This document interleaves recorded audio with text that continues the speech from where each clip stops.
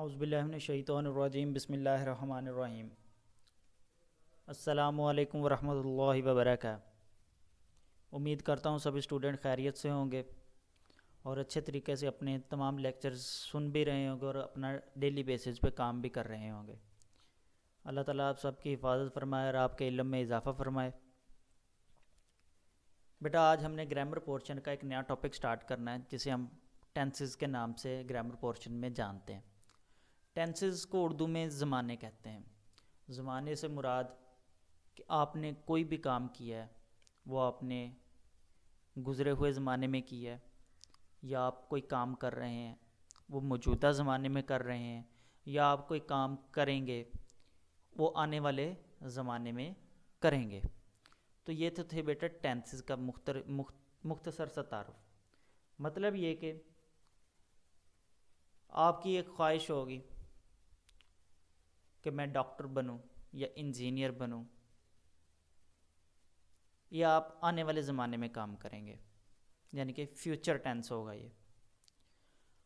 अभी आप इंग्लिश का लेक्चर सुन रहे हैं, या आप मौजूदा ज़माने में काम कर रहे हैं, ये आपका प्रेजेंट टेंस होगा। आपने मैथ का होमवर्क किया था संडे या सैटरडे को, वो आपने पास्ट यानी कि गुज़रे हुए ज़माने में काम किया, तो उसको हम पास्ट टेंस कहेंगे। ये तो टेंसेस की मैंने कुछ मिसालें, एग्जांपल्स और आपको टाइप्स भी साथ साथ बताई। बेटा बेसिकली हम 4 टाइप्स के टेंसेस स्टडी करते हैं, जिनमें इंडेफिनिट टेंस की भी 3 टाइप्स, प्रेजेंट फॉर्म भी, उसकी हम पास्ट फॉर्म भी डिस्कस करते हैं और उसकी फ्यूचर फॉर्म भी डिस्कस करते हैं। देन हमारे पास कॉन्टीन्यूस टेंस आता है। कॉन्टीन्यूस टेंस के भी 3 पार्ट्स हम डिस्कस करते हैं, present form, past form and future form. Then हमारे पास परफेक्ट टेंस आता है। परफेक्ट टेंस के बाद हमारे पास लास्ट परफेक्ट कॉन्टीन्यूस टेंस। ये तो थी टेंसेस की कुछ टाइप्स। आज का जो हमारा मेन टॉपिक है वो है कॉन्टीन्यूस टेंस। चलिए आज के टॉपिक की तरफ बढ़ते हैं, कॉन्टीन्यूस टेंस। बेटा कॉन्टीन्यूस टेंसेस को भी हमने तीनों फॉर्म में डिस्कस करना है। उसकी हमने प्रेजेंट फॉर्म भी डिस्कस करनी है, पास्ट टेंसेस को भी हमने डिस्कस करना है, और उसकी फ्यूचर फॉर्म को भी जो है वो हमने डिस्कस करना है। यानी कि मौजूदा ज़माने में जो काम हो रहा है उसको भी हमने, जो गुज़रे हुए ज़माने में हो चुका है उसको भी, और जो फ्यूचर में होने वाला है, इन तीनों फॉर्म्स को हमने डिफरेंट एग्जांपल्स के साथ जो है वो स्टडी करना है। डियर स्टूडेंट्स, आज का हमारा जो मेन टॉपिक है वो है प्रेजेंट कॉन्टीन्यूस टेंस। बेटा प्रेजेंट कॉन्टीन्यूस टेंस से मुराद ये है कि मौजूदा ज़माने में काम का जारी होना। जैसे मैं आपको अब इंग्लिश का लेक्चर डिलीवर कर रहा हूँ, आपको इंग्लिश पढ़ा रहा हूँ, ये मैं मौजूदा ज़माने में अपना काम कर रहा हूँ, यानी कि ये मौजूदा ज़माने में प्रेजेंट फॉर्म में ये काम जारी है। अभी ये काम पूरा नहीं हुआ, मैंने आपका लेक्चर स्टार्ट किया है। मैंने आपको पहले ही बताया कि कॉन्टीन्यूस से मुराद ये है कि वो काम शुरू भी हो चुका है और वो काम ख़त्म भी नहीं हुआ। मैंने आपको आपका लेक्चर स्टार्ट किया, मैंने आपको कंटिन्यूस टेंस के बारे में बताया, मैंने आपको फॉर्म ऑफ कंटिन्यूस टेंस के बारे में बताया। ये तमाम चीज़ें मैंने आपको बता दी, यानी कि मैंने अपना काम शुरू कर लिया, लेकिन मैंने अभी तक अपना लेक्चर जो है वो एंड नहीं किया। तो इसका मतलब है कि ये काम जो है वो मौजूदा ज़माने में जारी है, that is the present continuous tense. अब हमने इसकी उर्दू में पहचान करनी है कि उर्दू में जो है वो किन निशानियों को हम देखते हुए ये हमें ये पता चलेगा कि ये प्रेजेंट कंटिन्यूस टेंस है। क्योंकि हमारे पेपर में यही पैटर्न होता है कि पेपर में हमें उर्दू में जुमले दे दिए जाते हैं और उन जुमलों को हमने इंग्लिश में कन्वर्ट करना होता है। तो जाहिर सी बात है अब हमें उर्दू में उन जुमलों की पहचान होगी कि आया कि ये कंटिन्यूस टेंस के जुमले हैं, या इंडेफिनिट टेंस के जुमले हैं, या ये परफेक्ट टेंस वगैरह वगैरह के जुमले हैं। तो जब हमें इन जुमलों की उर्दू में पहचान होगी तभी तो हमें ये पता चलेगा कि इन जुमलों को हमने इंग्लिश में कैसे कन्वर्ट करना है। उर्दू में सही पहचान होगी तो जाहिर सी बात है फिर डेफिनेटली हम इंग्लिश में भी सही से है उन्हें कन्वर्ट कर सकते हैं। तो उर्दू में पहचान, उर्दू जुमले के आखिर में लफ्ज़ रहा है, रही है, रहे हैं वगैरह आता है। फॉर एग्ज़ाम्पल, मिसाल के तौर पर सूरज तलू हो रहा है। मैंने इन निशानियों को और कलर में कन्वर्ट कर दिया, जो मैंने आपको उर्दू में ऊपर पहचान बताई है कि रहा है, रही है, रहे हैं वगैरह आता है। तो मैंने नीचे जो मैंने एग्जांपल्स दिए हैं, उन एग्जांपल्स को मैंने उन वर्ड्स को जो है वो और कलर में कन्वर्ट कर दिया, ताकि आपको निशानियाँ जो हैं वो क्लियर हो जाए। मिसाल के तौर पर सूरज तलू हो रहा है, परिंदे चहचहा रहे हैं, लड़की फूल नहीं तोड़ रही है। अब इन तमाम एग्जांपल्स में आप देखें लफ्ज़ रहा है, रही है, रहे हैं वगैरह जो है वो इनका इस्तेमाल हुआ है। तो डेफिनेटली हमें जब हम इन निशानी को देखेंगे इन को, तो हमें ये पता चल जाएगा कि ये प्रेजेंट कंटिन्यूस टेंस के ही जुमले थे। बेटा ये तो थी उर्दू में पहचान। मैं दोबारा उर्दू में पहचान को रिपीट करता हूँ कि उर्दू जुमले के आखिर में लफ्ज़ रहा है, रही है, रहे हैं वगैरह आते हैं। मिसाल के तौर पर सूरज तलू हो रहा है, परिंदे चहचहा रहे हैं, लड़की फूल नहीं तोड़ रही है। तो इन एग्जांपल्स और इन क्या कहते हैं निशानियों को देखते हुए आपको ये चीज़ क्लियर हो जानी चाहिए कि ये प्रेजेंट कंटिन्यूस टेंस का ही जुमला है। अब हम प्रेजेंट कंटिन्यूस टेंस उर्दू में तो हमारी पहचान क्लियर होगी कि ये हमें पता चल जाएगा ये उर्दू कि ये प्रेजेंट कंटिन्यूस टेंस का जुमला है। अब हमने इनको इंग्लिश में कैसे कन्वर्ट करना है, तो इसका भी मेथड देखते हैं। जी बेटा जी, सबसे पहले हमारे पास आते हैं सिंपल सेंटेंसेस। सिंपल सेंटेंसेस को आप दूसरे वर्ड्स में पॉजिटिव सेंटेंसेस भी कह सकते हो। सिंपल सेंटेंसेस से मुराद ये है कि ऐसे जुमले जिनमें ना तो नेगेटिव साइंस पाए जाते हैं और ना ही इनमें क्वेश्चन साइंस जो हैं वो पाए जाते हैं। इन सेंटेंसेस को हम सिंपल सेंटेंसेस कहते हैं। जैसे मिसाल आपने देखी, आपके स्क्रीन पे नज़र आ रही होगी, सूरज तलू हो रहा है। ये एक सिंपल सेंटेंस है, पॉजिटिव सेंटेंस है, ना तो इसमें कोई नेगेटिव चीज़ पाई जा रही। नेगेटिव चीज़ से मुराद यह है कि मनफी चीज़ नहीं पाई जा रही, यानी कि सूरज तलू नहीं हो रहा है, मैं सबक याद नहीं कर रहा हूँ, ये हमारे पास नेगेटिव चीज़ें होती हैं। ना ही इसमें कोई क्वेश्चन वर्ड्स पाए जा रहे हैं, यानी कि क्या सूरज तलू हो रहा है, क्या मैं सबक याद कर रहा हूँ वगैरह वगैरह ये चीज़ें। तो सिंपल सेंटेंस से मुराद पॉजिटिव सेंटेंसेस। अब पॉजिटिव सेंटेंसेस जब हमारे पास उर्दू में आएंगे तो हमने उनको इंग्लिश में कैसे कन्वर्ट करना है, तो उसका मेथड सबसे पहले बेटा हमारे पास सब्जेक्ट होगा। सब्जेक्ट के पास बाद हमारे पास हेल्पिंग वर्ब होंगे।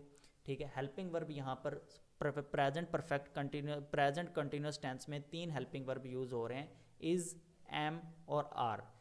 कितने हेल्पिंग वर्ब यूज़ हो रहे हैं? 3 हेल्पिंग वर्ब यूज़ हो रहे हैं, इज़, एम और are, plus ING form of verb. बेटा आईएनजी फॉर्म ऑफ वर्ब हम उस फोर्थ फॉर्म ऑफ वर्ब को कहते हैं।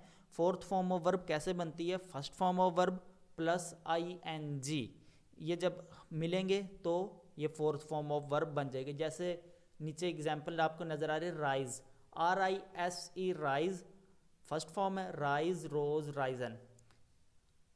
इसको हमने जब इंक फॉर्म में कन्वर्ट करना है तो फर्स्ट फॉर्म के साथ हमने आईएनजी लगा देना है। Arising, arise first form है, उसके साथ जब हम आईएनजी लगाएं तो ये राइजिंग बन जाएगा।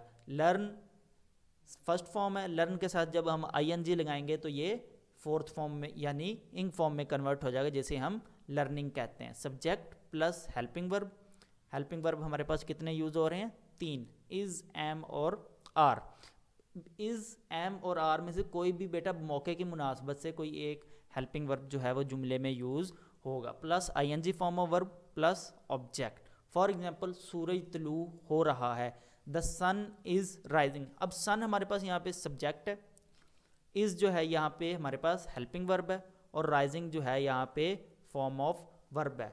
Form of verb plus object. बेटा अब यहाँ पे जाहिर सी बात, अब हमें ऑब्जेक्ट कोई नज़र नहीं आ रहा, लेकिन हमारा मकसद क्या है? मकसद ये है कि सूरज तुलू होना हमारा मकसद है। बेटा एक बात याद रखिएगा, जब भी आप कंटिन्यूस टेंस पढ़ रहे होंगे तो आपकी जो फॉर्म ऑफ वर्ब है और आपका जो ऑब्जेक्ट है वो आपको एक ही वर्ड में दिखने को मिलेगा। फॉर एग्जांपल जैसे इसी एग्जांपल को ले लें, मैं सबक याद कर रहा हूँ, I am learning lesson. I am, I जो हो गया सब्जेक्ट हो गया, एम फॉर्म ऑफ वर्ब हो गया, सॉरी एम जो है वो हेल्पिंग वर्ब हो गया, लर्निंग फॉर्म ऑफ वर्ब हो गया, लेसन ये हमारे पास ऑब्जेक्ट नहीं है।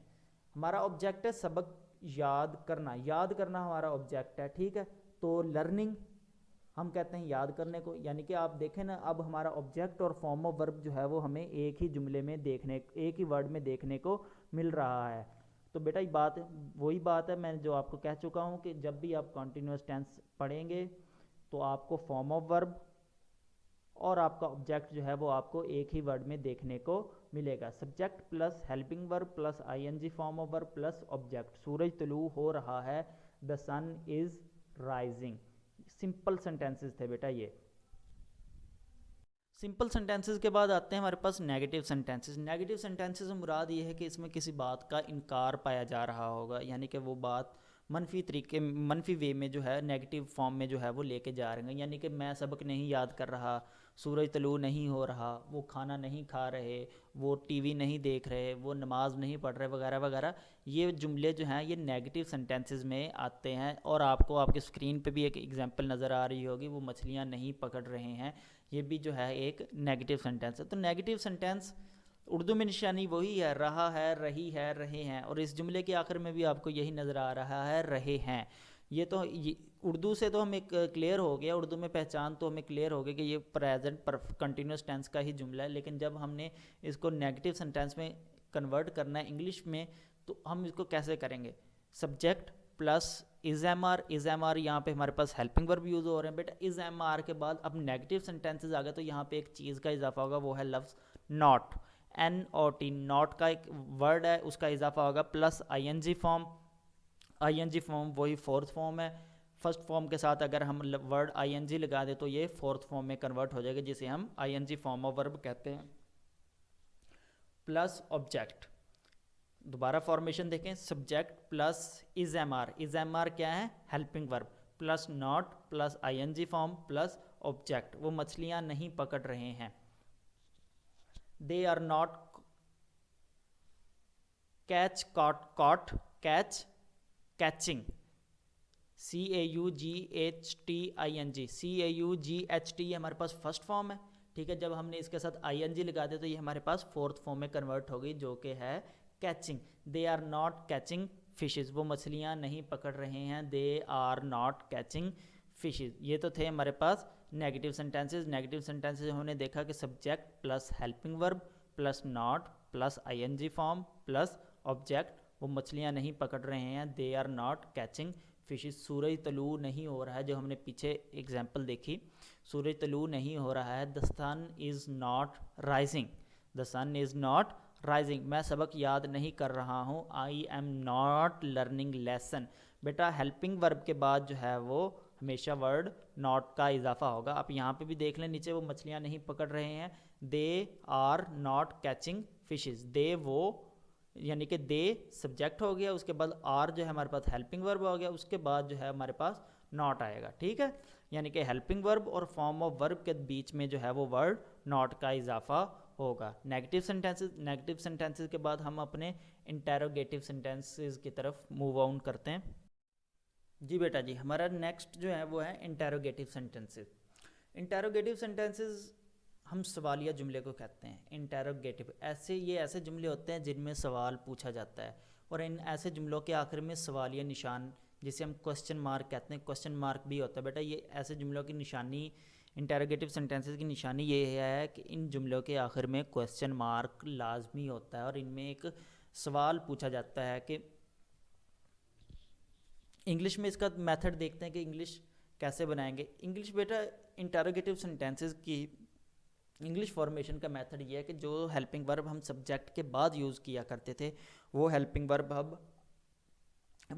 वर्ब अब हम सब्जेक्ट से पहले यूज़ करेंगे। यानी कि पहले ये होता था कि सब्जेक्ट प्लस हेल्पिंग वर्ब होता था, अब ये होगा हेल्पिंग वर्ब प्लस सब्जेक्ट। आपकी स्क्रीन पे आपको नज़र आ रहा है, सबसे पहले हमने इज एम आर लगाया हुआ है। इज एम आर जो है आपको पता है कि हमारे पास प्रेजेंट कंटिन्यूस टेंस के हेल्पिंग वर्ब हैं।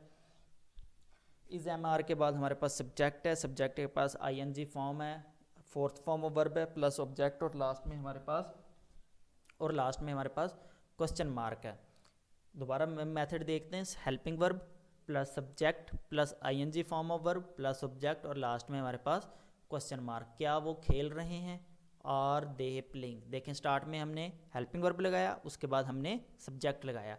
पहले क्या होता था, पहले हम सब्जेक्ट लगाया करते थे, हमने सिंपल सेंटेंसेस में भी यही बात देखी, और हमने नेगेटिव सेंटेंसेस में भी यही बात देखी कि हमने सबसे पहले सब्जेक्ट लगाया था। लेकिन बेटा इंटेरोगेटिव सेंटेंस में ये चीज़ जो है वो उल्ट हो जाती है। इंटेरोगेटिव सेंटेंसेस में पहले हेल्पिंग वर्ब आ जाता है और बाद में जो है वो सब्जेक्ट आ जाते हैं, plus ING form plus object, और लास्ट में हमारे पास क्वेश्चन मार्क। क्या वो खेल रहे हैं, आर दे प्लेइंग, क्या वो खेल रहे हैं, are they playing.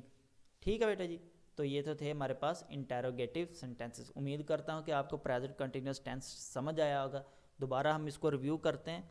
Simple sentences में हमने ये बात देखी थी कि subject plus helping verb plus ING form plus object, मतलब कि सबसे पहले हमारे पास सब्जेक्ट आएगा, उसके बाद हमारे पास इज एम आर जो कि हमारे पास हेल्पिंग वर्ब थे वो यूज़ होंगे, उसके बाद आईएनजी फॉर्म यूज़ होगी, और लास्ट में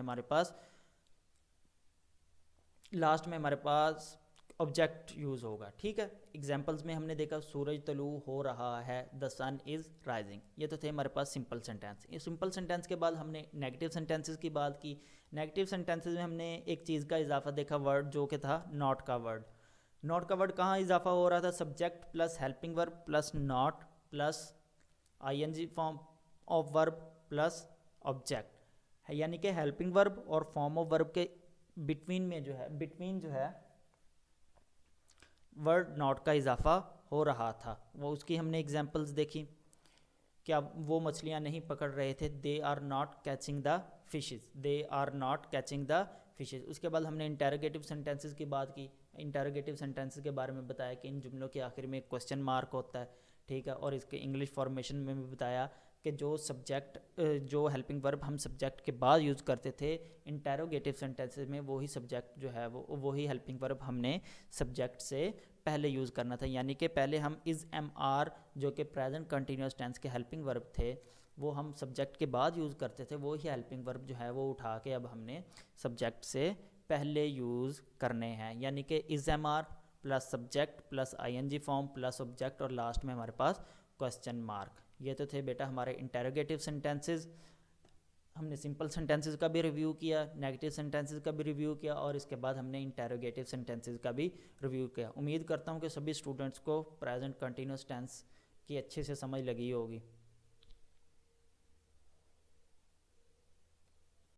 जी बेटा जी, डायरी की अगर हम बात करें तो कुछ जुमले मैंने आपके लिए भी संभाल के रखे हुए हैं। आपकी स्क्रीन पे आपको जाहिर सी बात है नज़र आ रहे होंगे। तो उम्मीद करता हूँ कि अगर आपको ये तमाम चीज़ें जो मैंने इंग्लिश मेथड, इंग्लिश फॉर्मेशन और उर्दू में पहचान बताई, अगर आपको ये समझ आ गई है तो ये जुमले आपके लिए कुछ भी नहीं है, आप इन जुमलों को इजीली डन कर सकते हैं। तो आपने ये मेथड भी अपनी बुक पे लिखना है, अपनी नोटबुक्स पे लिखना है, और उसके बाद आपने ये जुमले भी जो है वो खुद से बना के अपनी, यानी कि इनकी इंग्लिश आपने लिखनी है।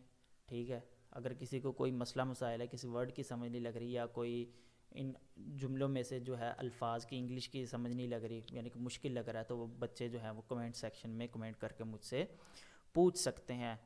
उम्मीद करता हूँ कि सभी स्टूडेंट को समझ लगी होगी। अगर किसी को फिर भी कोई मसला मसाइल हो तो वो कमेंट सेक्शन में कमेंट करके पूछ सकता है। नेक्स्ट लेक्चर में इंशाल्लाह मुलाकात होगी, तब तक अपना ख्याल रखिएगा। अल्लाह हाफिज़, अस्सलामु अलैकुम।